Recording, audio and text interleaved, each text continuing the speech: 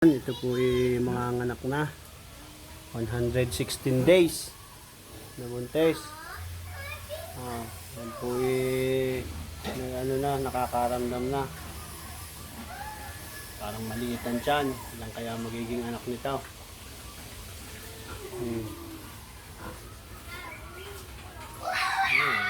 Naibuhan tiyan. Ilan kaya ang bilik nito sa luwag? Wala na ang mga biek. Tapos ito sunod.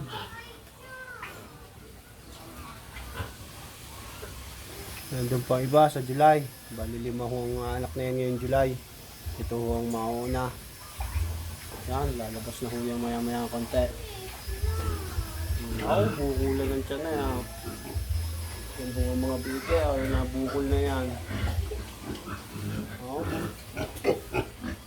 Yan.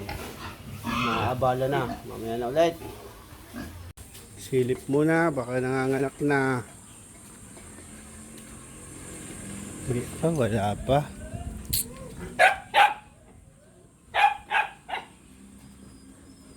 Ready na ang mga basahan. Panturok. Labasan ng ano eh. Mga dumi ng biek. Lalabas na, biik na ang sunod dyan.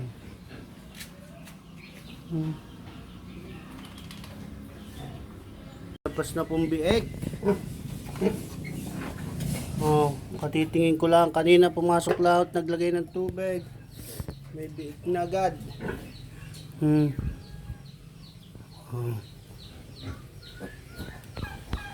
Babot pa nga ng ng karton. Pagkalabas po ng isa, magtuturok po tayo ng pitoksal. May lumabas na isang biik eh. Ayan. Tuturok. Yeah, turok.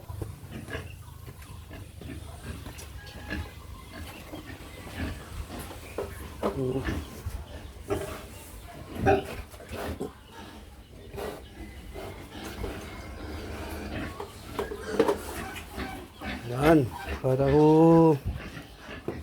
mag-milk lake down. Yan, tatanggalan ko po ng pangil.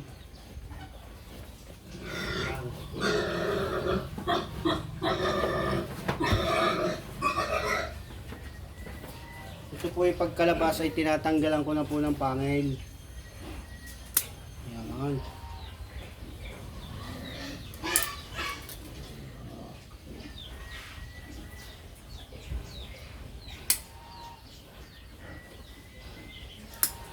Tanggal na po.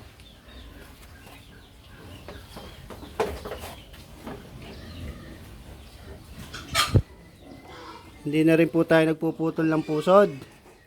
Yan, hintayin na lang po natin yung matuyo. Katurok po ng pitoksal, may lumabas na agad na isa. Dalawa na po sila. Yan, sana tuloy-tuloy na magandang paglabas ng mga biek. Ilang kaya ang ilalabas mo, Mama Pig? Yan, 4 na po. 4 na sila.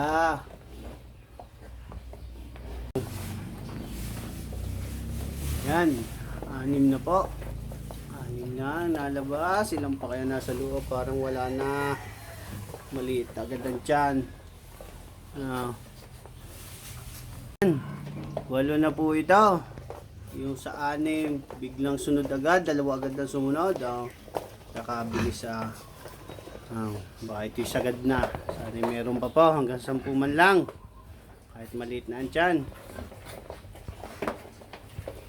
Kagaganda. Yan. 10 na po. Yung pong huling lumabas. Yung pinakamaliit na yan. Kaliit ng isang yun. Yung pong huling inilabas pa 10.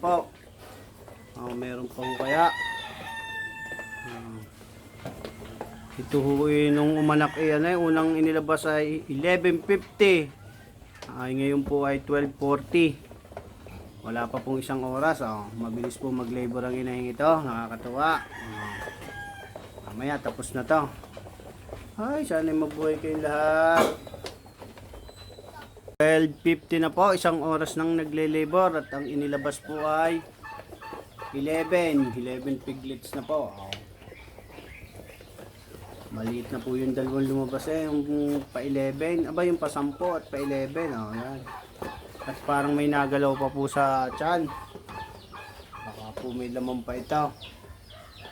Hintayin po natin. Padedehin po natin para kung may nasa loob may lumabas, ito ay natutulog na yung inahin. Baka mamatay lang sa loob kung meron pa.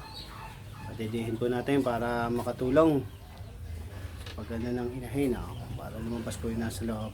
Hintayin natin. Wala na pong sumunod na lumabas. Dedehan na po sila. Nakakadede na silang lahat. 11 healthy piglets po. Yan, thank you Lord sa blessing. Sana po mabuhay silang lahat.